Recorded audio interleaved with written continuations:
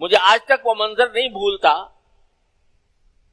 تقریباً 30-35 سال پہلے مجھے چین جانے کا اتفاق ہوا اور پاکستان سے علماء کا ایک وفد گیا تھا چین کے مسلمانوں سے ملاقات کے لیے. اور یہ پہلا موقع تھا جب چین میں باہر سے آنے والوں کے لیے دروازے کھلے تھے. تو اس وقت سوچا گیا, اللہ تعالیٰ مغفرت کرے صدر ضیاء الحق صاحب مرحوم, ان کو اللہ تبارک و تعالیٰ نے بہت سی خوبیوں سے نوازا تھا. لوگ بڑی تنقید کرتے ہیں جمہوریت کے نام پر, لیکن جیسا حکمران بحیثیت مسلمان وہ آیا تھا شاید اس کے بعد نصیب نہیں ہو سکا.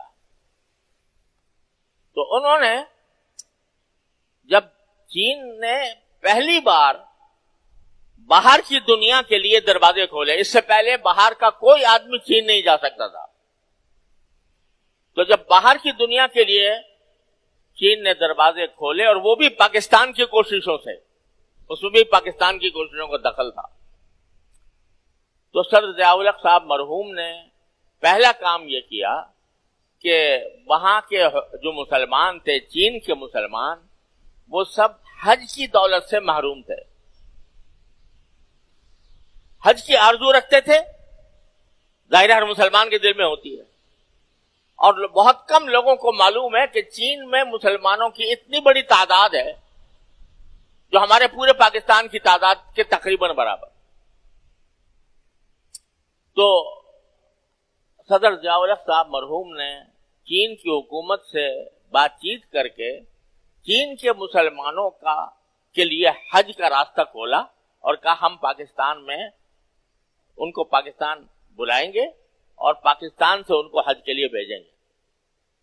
چنانچہ 70 سال کے بعد پہلی مرتبہ چین کے مسلمانوں کو پاکستان کے ذریعے حج کرنے کا موقع نصیب ہوا. اس موقع پر صدر ضیاء الحق صاحب مرحوم نے ایک وفد تشکیل دیا کہ علماء کا ایک وفد جو جا کر چین کے مسلمانوں سے اظہار یکجہتی کرے. اس وفد کی قیادت میرے سپرد کی, تو ہم ایک قافلے کی شکل میں چین میں گئے. تو میں ایک منظر جس کا میں ذکر کر رہا ہوں وہ یہ کہ ہمیں ایک جگہ, ایک شہر سے دوسرے شہر جانا تھا جہاں پر مسلمانوں کی اکثریت ہے, اور اتفاق سے ہمارا سفر بالکل فجر کے متصل بعد شروع ہوا, اور ایسے پہاڑی علاقوں سے گزرنا ہوا, اتنے زبردست پہاڑی علاقوں سے کہ وہاں پر سردی -14-15 تھی, منفی -14 -15 وہ علاقے تھے. تو جب ہم ایک علاقے سے گزرے پہاڑوں کے درمیان تو دیکھا ایک جم غفیر جمع ہے لوگوں کا. بھائی کیا بات ہے, یہ کیوں کھڑے ہیں؟ کہ وہ اس لیے کھڑے ہیں کہ ان کو اطلاع مل گئی تھی کہ پاکستان سے علماء کا ایک وفد آیا ہوا ہے اور وہ یہاں سے گزرے گا.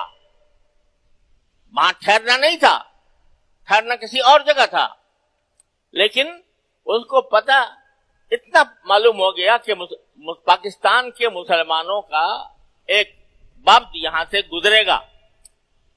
اب پتہ نہیں تھا کہ کس وقت گزرے گا, تو کئی گھنٹوں سے وہ اس -14-15 سردی کے اندر فجر سے پہلے سے گھنٹوں سے انتظار کر رہے تھے.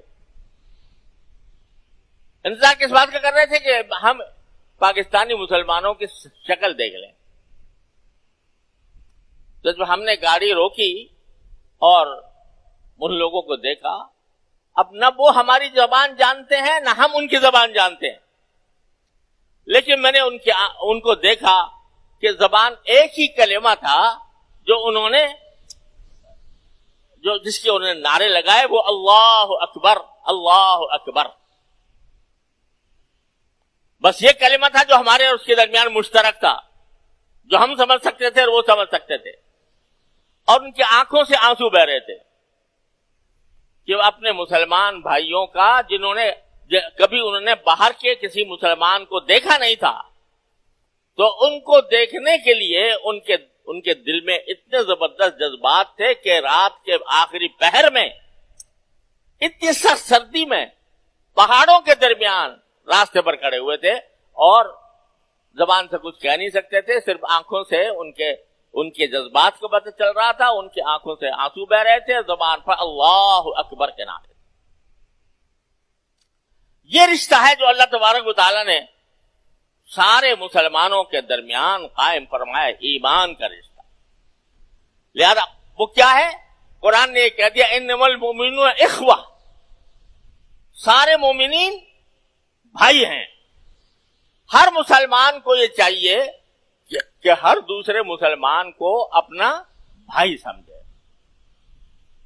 اور بھائی سمجھنے کے نتیجے میں اس کے ساتھ خیر خواہی کا معاملہ کرے, اس کے ساتھ دشمنی سے حتی امکان پرہیز کرے, جھگڑوں سے پرہیز کرے, اور اس کو اپنا بھائی سمجھ کر اگر بالفرض اس میں کوئی غلطی بھی ہے یا اس سے کوئی ناراضی بھی پیدا ہوئی ہے تو اس غلطی اور ناراضی کو محبت کے ساتھ, جیسے دو محبت کرنے والوں کے درمیان بھی آپس میں ناگواری ہو جاتی ہے, تو محبت کے ساتھ پیار کے ساتھ تنہائی میں بیٹھ کر اس کو آپس میں طے کر لے. نہ یہ کہ اس کو گاتا پھرے اور اس کی بنا پر دل میں دشمنی ٹھان لے اور دشمنی ٹھان کر اس کا بدخواہ ہو جائے. مومن جب بھائی ہے تو وہ خیر خواہ ہے,